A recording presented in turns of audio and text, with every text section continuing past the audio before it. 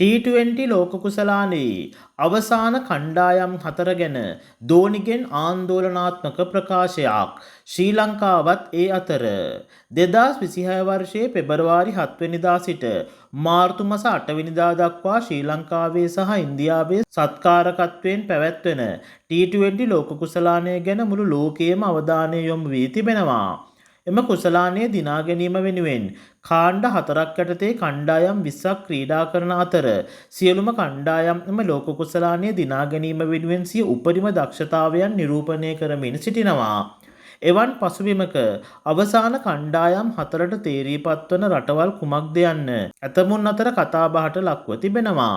ඇතැම් අනාවැකි කියන්නන් විසින් ඉන්දියාව හෝ ශ්‍රී ලංකාව මෙවර ශූරතාවයේ දිනාගනී යන්නද මත පළ කර තිබෙනවා. ඒ සම්බන්ධයෙන් දෙස් විදෙස් විචාරකීන්ද සිය මතයන් පළ කරන අතර ඉන්දියාවේ දක්ෂ ක්‍රීඩකයෙක් මෙන්ම නායකයෙක් වූ එම්.එස්. ධෝනිද රූපවාහිනී වැඩසටහනකට එක්වෙමින් අවසාන කණ්ඩායම් හතරට තේරීපත් වන කණ්ඩායම් ගැන ඔහුගේ මතයද පළ කර තිබෙනවා.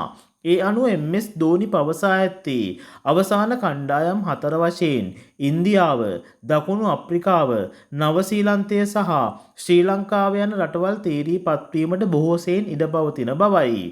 එම්.එස්. ධෝනි ශ්‍රී ලංකාව තේරී පත්වීම ගැන පවසා ඇත්තේ මෙවන් කතාවකි.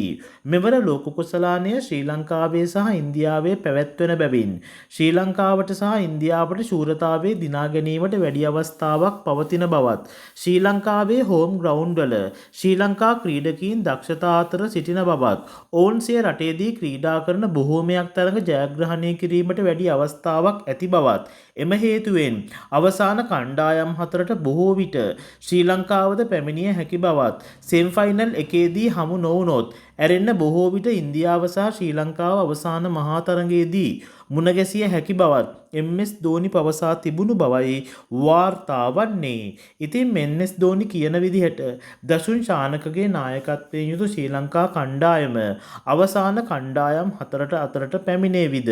ඔයාලට හිතෙන දේ කමෙන්ට් එකක් දාගෙන යන්න.